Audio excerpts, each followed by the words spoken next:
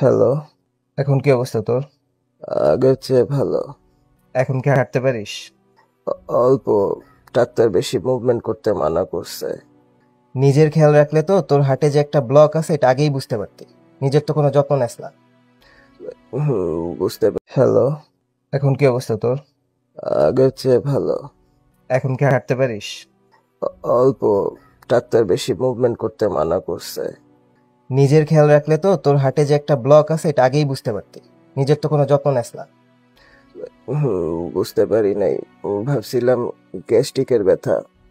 হঠাৎ যখন শুনছি তুই অনেক অসুস্থ হয়ে পড়ছিস, তোর জ্ঞান নাই, পালস পাওয়া যাইতেছে না, তোকে লাইফ সাপোর্টে রাখা হয়েছে, তখন যে মানসিকভাবে কতটা ভেঙে পড়ছিলাম এটা তোর এখন বুঝাইতে পারবো না। কি করব তখন এটা বুঝতেছিলাম না। নাফিস ভাইরে ফোন দিছি, আয়শা ভাবিরে ফোন দিছি। হ্যাঁ, ভাইয়া আয়েশা আমাকে বলছে তোর ফোন করার কথা।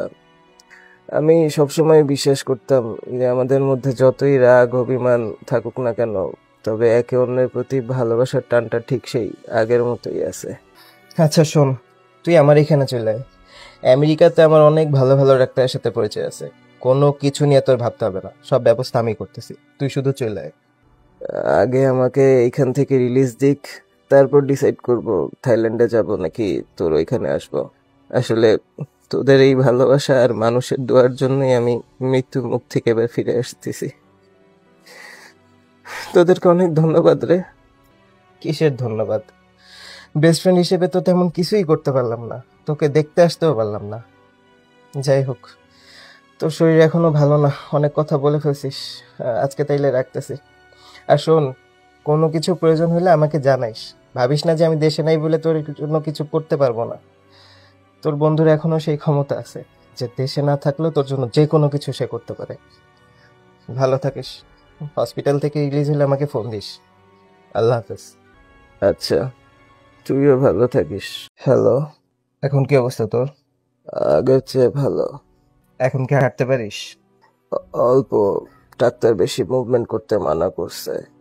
নিজের খেয়াল রাখলে তো তোর হার্টে যে একটা ব্লক আছে এটা আগেই বুঝতে পারতি। নিজের তো কোনো যত্ন নেস না। বুঝতে পারি নাই। ভাবছিলাম গ্যাস্ট্রিকের ব্যথা।